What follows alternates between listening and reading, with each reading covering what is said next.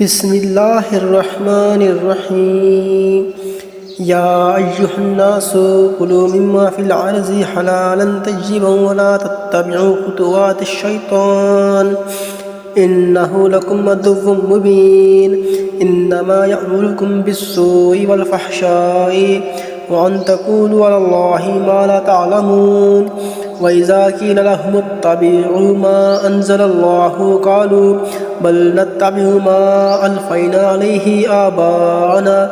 أولو كان آباؤهم لا يأكلون شيئا ولا يهتدون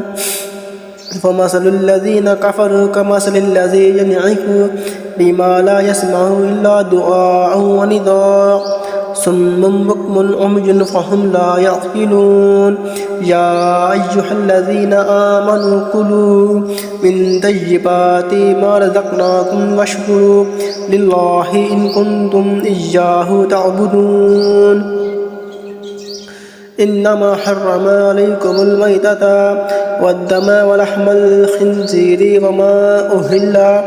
به لغير الله فمن اضطر غير باغ ولا عاد فلا إثم عليه إن الله غفور رحيم إن الذين يكتمون ما أنزل الله من الكتاب ويشترون به ثمنا قليلا أولئك ما يأكلون في بطونهم إلا النار ولا يكلمهم الله يوم القيامة ولا يزكيهم ولهم عذاب عليم أولئك الذين اشتروا الزلالة بالهدى والعذاب بالمغفرة فما أصبرهم على النار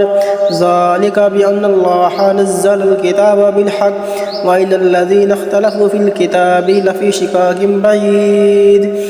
أن تولوا وجوهكم قبل المشرق والمغرب ولكن البر من آمن بالله واليوم الآخر والملائكة والكتاب والنبيين وآتى المال على حبه ذوي القربى واليتامى والمساكين وابن السبيل والسائلين وفي الرقاب